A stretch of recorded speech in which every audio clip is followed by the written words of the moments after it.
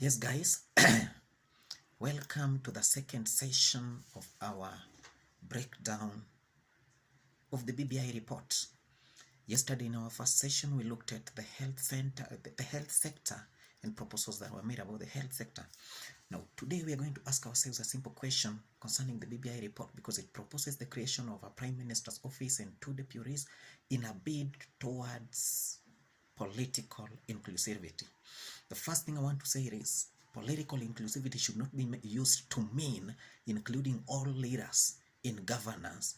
In fact, it's not even governance, because when you give the leader of opposition an office, you're simply including all political leaders in sharing the national cake, while none of them is taking the responsibility to bake the national cake.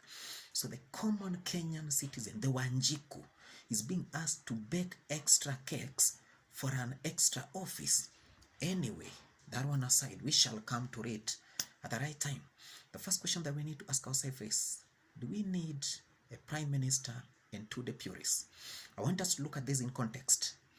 Raila Odinga and Uhuru Kenyatta had a handshake, which led to Raila getting into government informally, because he's part of the government, but he has no portfolio and no job description.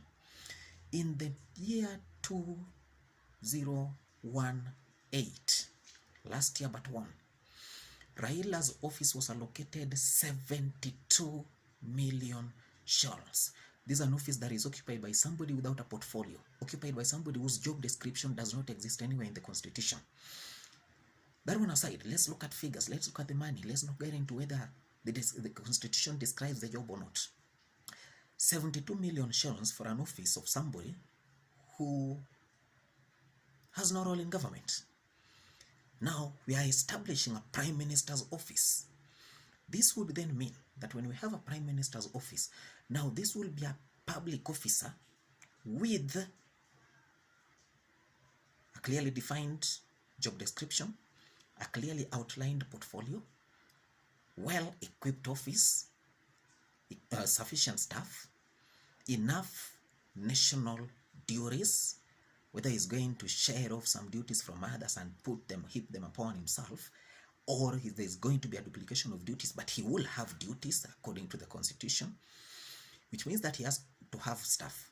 So let's project and give him an extra 50 million on top of the 72, which will take it to 122 million shillings per year. Now, this 72 million shillings that was given to him, there was close to about 5.7, around 6 million shillings that was supposed to be used directly on his logistics. Not everything, but I'm talking about his logistics. 4.2 million was supposed to be used towards repair and maintenance of his vehicles, the vehicles in his convoy. The other 1.5 million was supposed to be used for fueling that vehicle, and of course that is where you'd also find the lubricants. That comes down to 5.7 million shillings. Transportation logistics alone for one man and whoever happens to be in his convoy.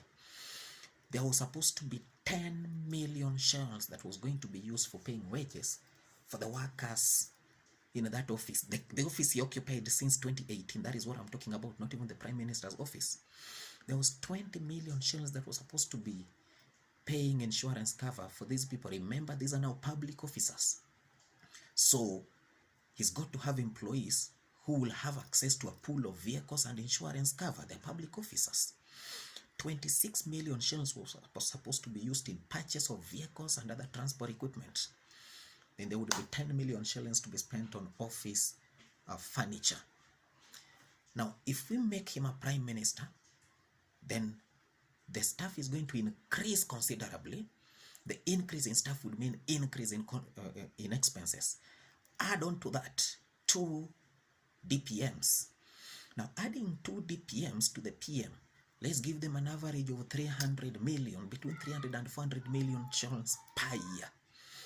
400 million shillings per year to create political positions in the name of political inclusivity. Is it sensible? Is it worth it? For an economy whose national debt is running in trillions, we want to spend 400 million per year. We want to spend 1 trillion in an election term, between the first election and the second one. 1 trillion supporting offices whose duties are currently running without them existing. Is there any logic or wisdom in that? I do not know. In my humble submission, in my humble opinion, political inclusivity should be about the citizen and not the leadership. I would have a problem if Kenya had only one leader, but this one leader is able to bring everybody on board and convince Kenyans that, you see, this is our national cake. This is what we have, this is what we are going to eat. And everybody gets a bite of that. I won't mind. Rather than having 10 men in those offices, the rest of us are languishing in poverty. By creating extra political positions in the name of political inclusivity, we are heading towards what was described by the late Josiah Mwangi Kariuki, that Kenya is a country of 10 millionaires and 10 million beggars. We are increasing the number of millionaires and fooling the million beggars that because one of their own is in office, so they are. Since when did the political leader eat on your behalf? Since when did the politician's child go to school on behalf of your son? Since when did you pay hospital bill using the name of a governor, a president, a prime minister, or a deputy prime minister? What we need is political inclusivity for the citizen, not the ruling class. I don't use the name hustler. I don't belong to that wing of people. But let Wanjiku be empowered. Let Wanjiku be included. Let Wanjiku be involved. That is what will give us political inclusivity, not extra political posts. It's a burden to the Kenyan people. Please amend that, or don't force it down our throat. We are not looking for extra expenses. We're looking for economic empowerment, not economic extravagance. Thank you.